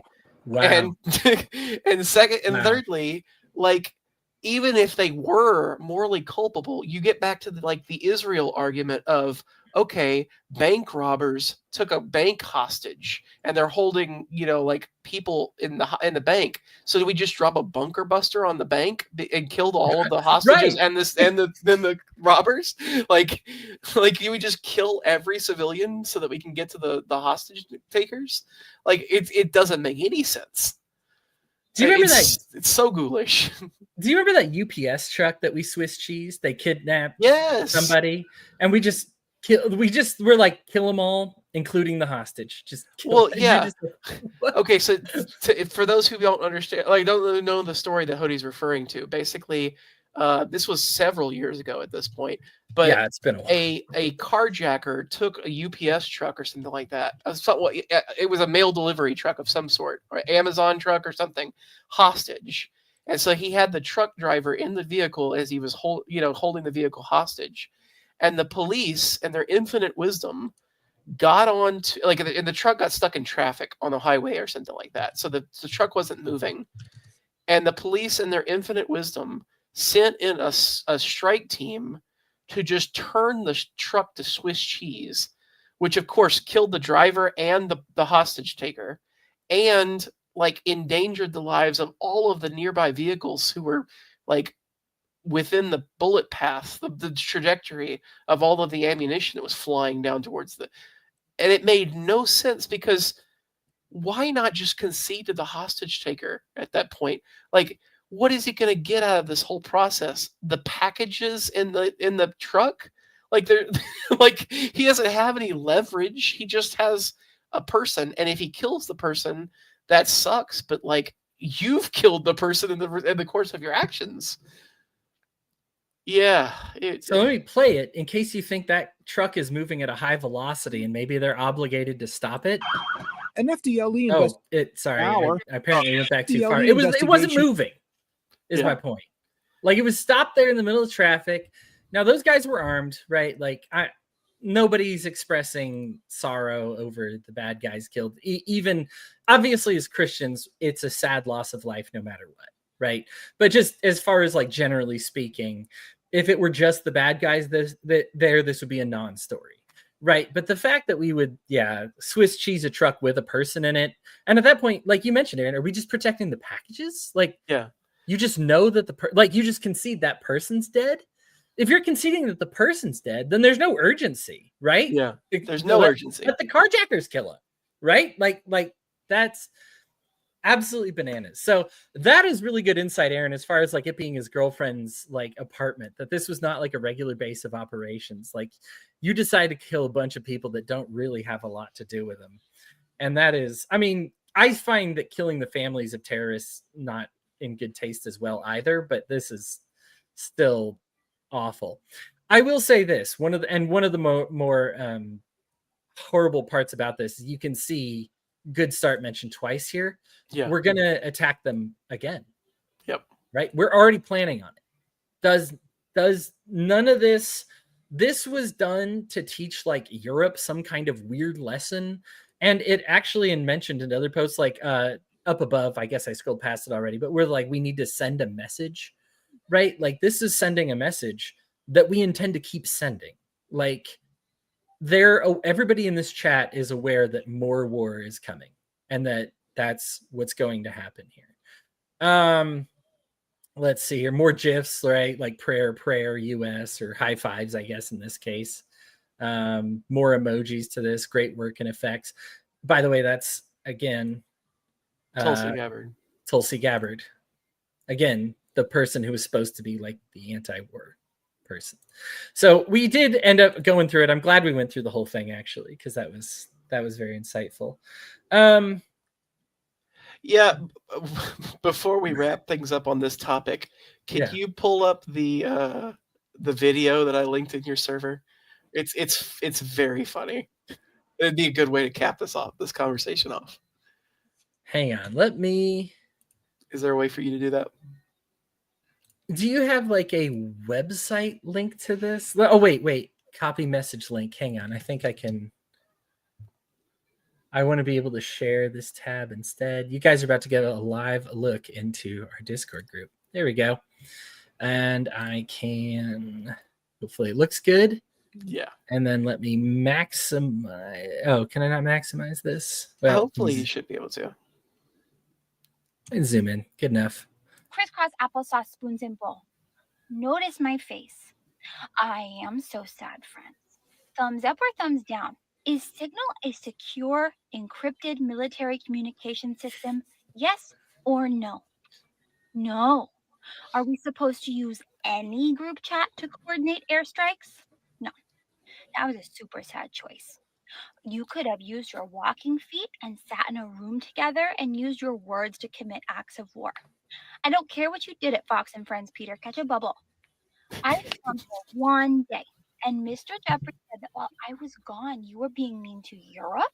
You, Mr. Jeffrey knows because you added him to the group chat, friend. Yes. I know you get super duper excited talking about bombs. I saw the emojis. But even when Donald is playing golf and you get to play President JD, you have to calm your body down before talking about national security. Got it? Okay. In front of you, you have some paper. We are going to write I'm sorry notes to our European allies. No, you all are going to write notes because you all were in the group chat. No, not Mr. Jeffrey. JD, no couch. Thank you. No couch. It's good stuff. It's good stuff. They catch a bubble. Well, that's it's funny because I don't I don't know how many people have like toddler aged kids because that's exactly how the teachers talk in like kindergarten and pre-K and stuff like that. Right. I mean, it's Pete Hegseth is listen. Him being a drunk was a big deal when he was trying to get confirmed, right? Him not being qualified was a big deal when he was trying to get confirmed. Him having like white supremacist tattoos was a big deal when he was trying to get confirmed. This should not be shocking that he is not good at his job. Yeah. That he, and even if it's if it's Waltz's fault and he wants to take the blame for it for adding the person, that's fine. But this is obviously Pete's event, right? Like the death and destruction is something that he opted to order. He decided to design it and just briefly run it by Donald Trump. Donald Trump gave him the thumbs up, so he went ahead and did it. And this is what he decided to do. This is as bad as it gets. Like this is evil stuff. And it's, I think I'm really, it's like you said earlier, Aaron, I oscillate between like, this is so funny and this is so sad. Like the fact that the leaders of our country think it's appropriate when they hear about an apartment building collapsing to just be like, woo, USA. Yeah. Good start, boys. Good start. Got one. There we go. Like, if you feel this was necessary, the way I always thought it looked behind the scenes is very solemn. The West Wing, right? It's the West Wing. Like the West Wing. There's a specific episode about how in the West Wing about how the president is forced to make a decision that will involve civilian casualties to hit some sort of military target. Yeah. And he spends the whole episode brooding over it and has to be assured by his team, like extraordinarily solemnly, that like this is the right thing for the entire world and it's not just for you. You have to protect the world. And it's so solemn and so sincere, and it's the liberal fantasy of it's so not true. Yeah, it's not even remotely true. The House of Cards example is the closer to the reality of the situation. It's just a whole bunch of bumbling idiots in a signal chat where they invite a reporter and they hoot and holler over the fact that dozens of civilians are killed. Right. And what's Trump do? Gets a cell phone, looks at a text, goes, oh, okay, sure. Yeah. Thumbs up. And that's the thumbs. That's the amount of thinking and planning that he had to do with this. Right. Yeah. Like I mean, like, it's like, it would be like probably worse if he were a part of it because I hate this so much. But like, I want people to kind of let that sink into how bad that is. Right. Like that you just like the president is just kind of thumbs upping. Sure, whatever you got to do, blow up, whatever. I don't care. Right. Don't interrupt me again. You're going to mess up my par. Right. Carte blanche to the point where, yeah, you're going to mess up my par. Yeah. Yeah. And so this is the depths of evil and the cheering, the glibness, the lack of thought, the lack of even kind of strategic, like the amount of strategic thought that went into this. Aaron, if you and I had to sit down and make a decision like this, we'd agonize for it. We'd have a book's worth, right, of talking about like violence against other people, collateral damage, acceptability. You and I have had these conversations. Of course, we have them in person like adults. But we have these conversations that are difficult and, gray area stuff, The fact that they are giving so little thought to this. And so just abjectly cheering. These were supposed to be the outsiders, right? These were supposed to be the mavericks that were like, we're not doing whatever the military industrial complex says. We're not going to war with just whoever, whenever. And I can't imagine that the last administration, and they did do a lot of bad, violent things, went into it just as easily as this. Like, are these people more pro-war than the last administration?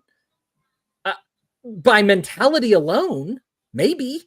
Like, I don't know if this is how it works all the time, and there's a good chance of that as well, by the way, and government is just freaking awful, right? Or this is how this administration chooses to do things, and we're going to get similar civilian death results out of this. I mean, not maybe, Aaron, did I have this wrong? Like, not one person objected that was like, hey, maybe our targets shouldn't be like an apartment building. Maybe our target shouldn't be a whole bunch of civilians. Yeah. Right. And Fox is just going to lie about it. Somebody else from like the government was like, yeah, we didn't hit any civilians. This was amazing. They're less terrorists now. I think it was Jim Jordan who said that, right? Like, idiots, right? Like, it's not true. It's not, they are hoping that you don't take, I mean, how long does it take to read that, Aaron? Like less than 60 seconds? I would say the whole thing. Yeah. Right? Like, they are praying to God that you are unwilling to read this stuff for yourself. I don't know. Obviously, we're good on time. We're about to wrap up here. Any thoughts that you have that you want to leave people with? Pray. Yeah. I mean, Yeah. One thing that, to go back briefly to that, the abduction story. Yeah. One thing that I posted earlier today, and I reposted it in your server, is that I think that a massive benefit could be made if a single individual who is a lawful permanent resident deliberately goes out to become a public-facing enemy of the administration, baiting themselves to be the one that Trump targets next, and they specifically go out of their way to be that bait and then be prepared with people on standby, like immediately near them, who, when those plainclothes cops show up to abduct them, they immediately form a circle around that individual and refuse to budge, and make sure it's filmed so that you have this like non-violent resistance around that individual.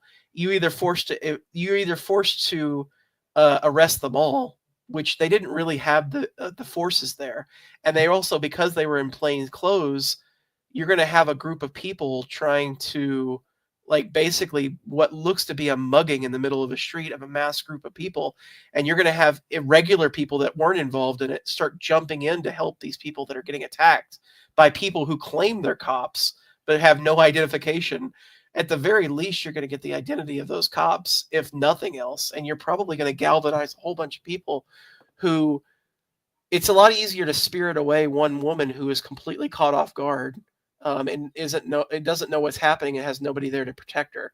It's a lot more difficult when you've got half a dozen people standing in a circle around that individual, and they're having to like try to either intimidate them away, which probably won't work because they're here for specifically that purpose, or physically pry them away with a limited amount of manpower because they're not expecting resistance.